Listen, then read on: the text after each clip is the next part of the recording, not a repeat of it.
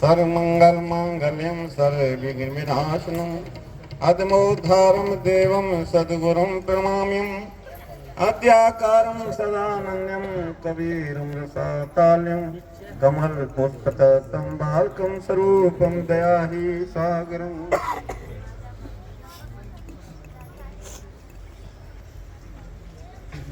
अखिल विश्व वंदनी प्रातः स्मरणी पतित पावन सदगुरु की असीम कृपा से ठीक करो भैया उसका सत्संग के शुभ अवसर पूजा का अभी दराज से आए हुए हमारे मंचासीन हमारे पूजनीय महंत बैराग साहब पीरापुर से खत्म होगा तो एवं मंच पर आसीन डॉक्टर बैठ जाइए अभी जाइए जो आए हुए बैराग साहब बुलाओ मम्मी और भी दूर दराज से आए हुए हमारे घर जाओ संत समान जैसा आप एवं दूर दराज से आए हुए सभी फोन कर देता ना कर दो बड़ा हर्ष का शुभ अवसर है। अभी आप लोगों ने बहुत संत महात्माओं की वाणी वचनों को सुना। समय का हरम अभाव है, कहना तो बहुत लेकिन समय के अनुसार जो है संक्षिप्त में कुछ वाणी वचनों को आपके सामने रख रहे हैं। जो सदगुरु ने इस मानवदेही संसार में मिला है आपको, लिखा है बड़े भाग्य मानुष तन पावा सुर दुर्लभ सब ग्रंथन गावा। तो बड़े भाग से ये मनुष्य शरीर मिला हुआ है, लेकिन ये सौभाग्य है कि किसी संत गुरु का सानिध्य प्राप्त हो। ये आपका सौभाग्य है जीव का। तो संत सदगुरु की सानिध्य, अब संत सदगुरु का सानिध्य तब मिलेगा जब आपको सत्संग की प्राप्ति हो। कि बिन सत्संग विवेक न हुई और बिन हरि कृपा सुलभ नहीं सोई। क्योंकि इसका जो जीवन में सार्थक या संत सा जो वाणी वचन आप धारण करेंगे, इसका मूल आधार है सत्संग। न सत्संग से ही पता चलता है कि गुरु का महात्म क्या है, नाम का महात्म क्या है, संत का महात्म क्या है। ये सब सत्संग माने से पता चलता है। लिखा भी है वाणियों से कि बिन सत्संग विवेक, बिना सत्संग के विवेक नहीं हो सकता है। और ये सत्संग जो है सदगुरु की पूर्ण जब कृपा होती है जीव पर, तब ये सत्संग जो है प्राप्त होता है। मनुष्य शरीर प्राप्त हुआ, आपका कर्म था, मिल गया। ये भी कर्म था कि सदगुरु का सानिध्य भी मिला, लेकिन जो सत्संग मिलता है ये सदगुरु की पूर्ण कृपा है।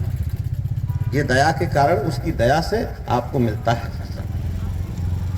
सत्संग जो है बिना विवेक जो सत्संग प्राप्त नहीं होता है।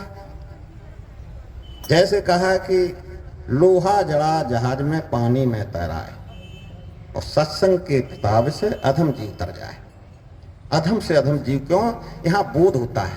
सत्संग में आने के बाद जीव को बोध होता है कि गुरु की शरण में जाइए, और उनसे जो है जो आप भूल भ्रम पड़ा हुआ आपके अंदर है, उस भूल भ्रम को मिटाइए। गुरु तो संसार में बहुत हैं, लेकिन किस गुरु से पूर्ण भ्रम खत्म होगा? प्रथम गुरु पिता और माता जो है रक्त बीज के दाता।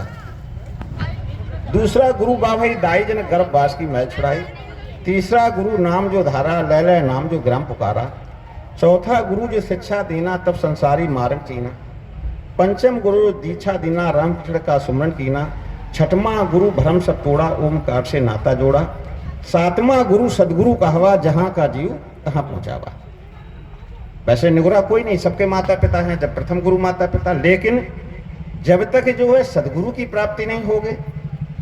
क्यों? सदगुरु संसार में माता पिता आपके खुश हो जाएं, अगर आपके माता पिता खुश हो जाएं तो ये संसार की जो मायक चीजें हैं, विनाशी चीजें, इनकी प्राप्ति हो सकती है। तीन लोकों में आप सुखी हो जाएंगे। क्यों? माता पिता के अधिकार में मुक्ति नहीं है।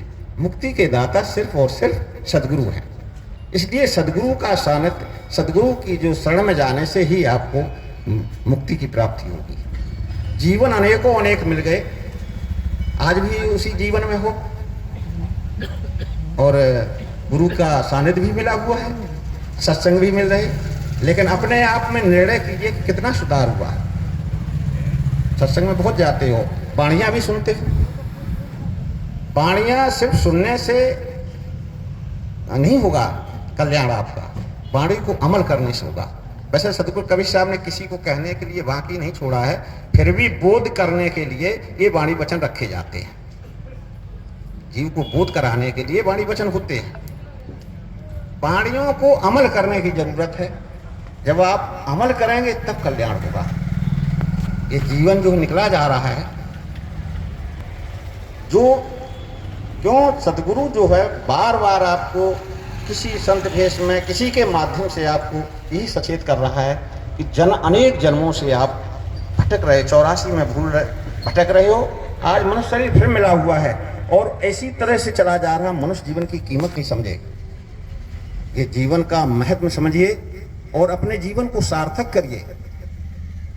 देखिए, ये संसार की जिन वस्तुओं के लिए आप उस परम तत्व को प्राप्त करने के लिए जो अवसर प्राप्त हुआ है, उसको आप इस जो थोड़े समय के लिए इनका अस्तित्व है, माया के विनाशी पदार्थ हैं, इनके लिए उसको नहीं आप पकड़ रहे हो।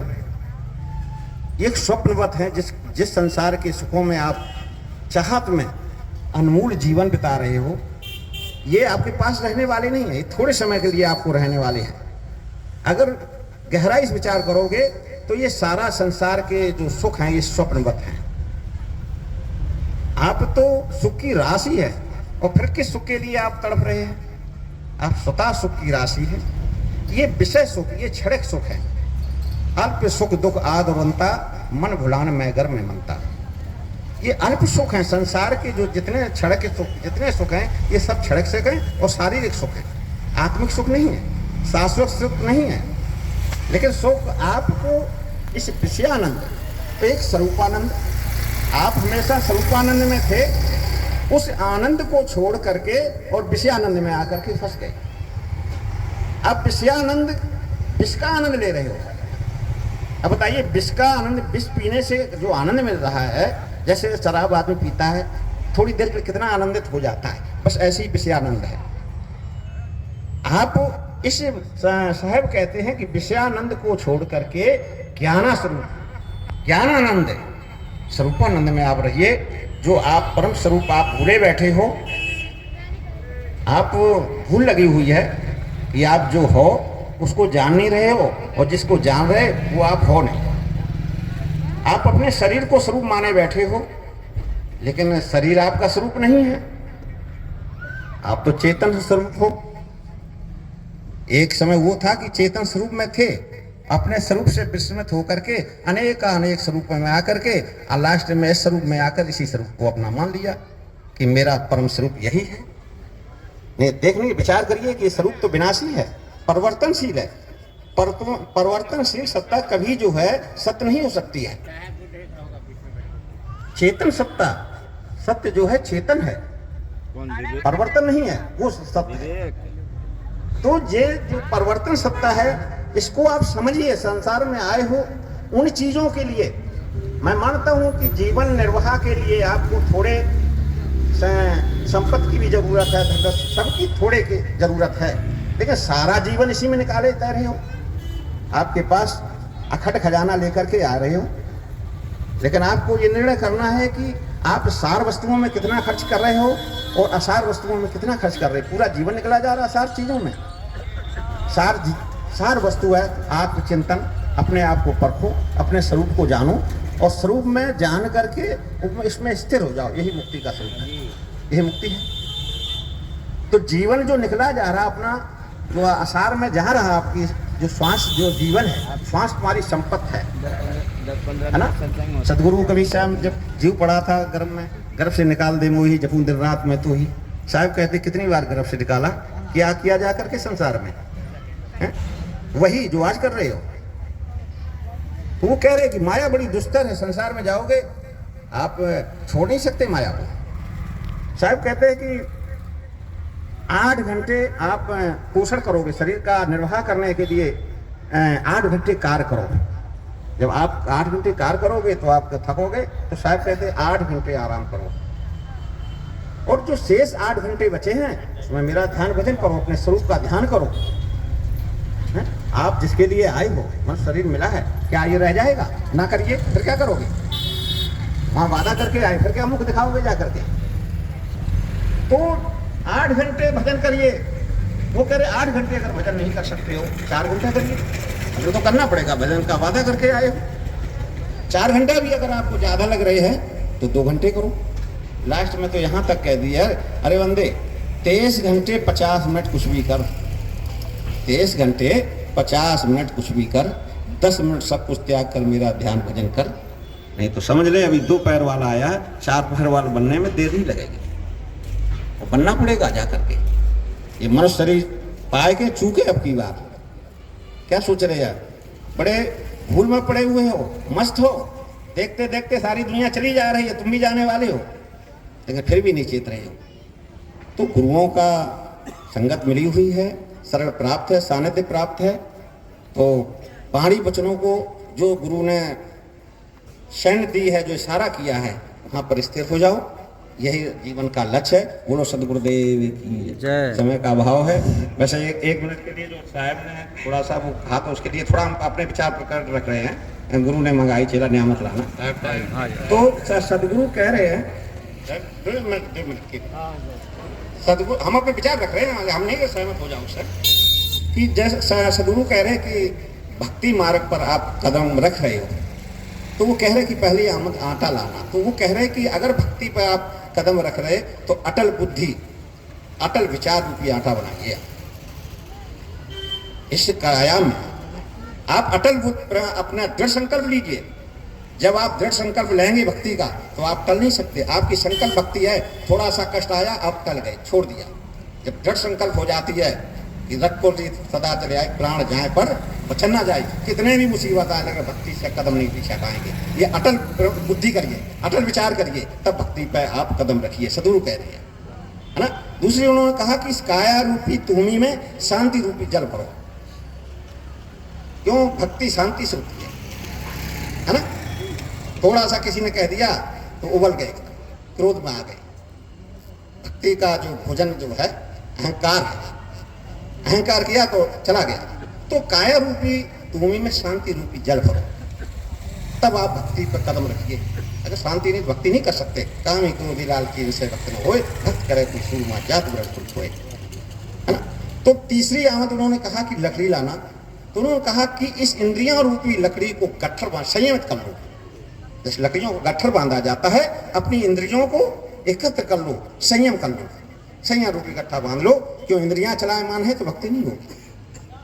और चौथी आमद जो मास की कही है, तो उन्होंने कहा कि वही मास, मास माने होता महीना, गर्म मास का याद करो कि आपने क्या वचन दिया है, उस मास को ले आओ। उन्होंने कहा मुर्दा जीवित का मतलब है ना। तो वो उस मास को याद करिए जो गर्म मास में पड़े थे आपने, की गर्भ से निकाल दे मोही जफून दिन रात में। तो उस मास को याद करो, तब भक्ति में आपका मन लगे। अगर याद है कि हम वादा करके आए तो जरूर करोगे। तो सदगुरु कहते ये हमारे विचार हैं। वैसे तो कई तरह के अनेक विचार रखते हैं इन पर, इस पर। कोई तो वैसे बता देता है लकड़ी, ये आटा बता देता है, लकड़ी का गुण बता देता है, कोई उस पानी को बता देता है। ये अपने अपने विचार है। वैसे सदगुरु ये गंदी चीज़ों को क्यों मंगाएगा, है ना। तो बोलो सदगुरुदेव की जय।